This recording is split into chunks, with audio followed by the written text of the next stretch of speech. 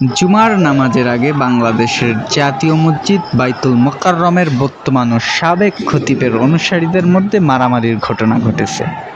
এ ঘটনায় বেশ কয়েকজন মুসল্লি আহত হয়েছেন।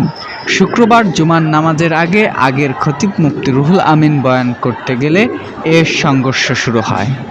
প্রত্যক্ষদর্শীরা জানান, নামাজের আগে বয়ানের সময় একদল মুসল্লি আগের খতিব মুফতি রুহুল আমিনের পেছনে নামাজ পড়তে অনীহা প্রকাশ করে। এ সময় আরেক দল মুসল্লি প্রতিবাদ করেন।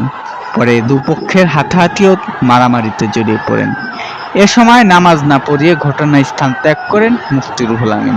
নামাজ পড়তে আসা মুসল্লিরা জানান, আমরা স্বাভাবিকভাবেই বাইতুল মোকাররমে নামাজ পড়তে আসছিলাম।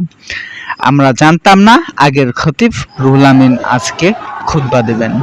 পরে তিনি যখন খুতবা দেওয়া শুরু করলেন তখন প্রায় 1000 মুসল্লি দাঁড়িয়ে প্রতিবাদ করলেন। কিছু মুসল্লি ওনাকে নামাজ না পড়াতে বিনয়ের সঙ্গে অনুরোধ করলেন। এরপর হঠাৎ করে তার সঙ্গে আসা তার মাদ্রাসার ছাত্ররা সাধারণ মুসল্লিদের মারধর করতে শুরু করলেন। তারা মসজিদের জুতার বক্স ও পাইপ দিয়ে মসজিদ চত্বরে আক্রমণ করলেন। অনেক মুসল্লি আহত হয়ে হাসপাতালে চিকিৎসাধীন।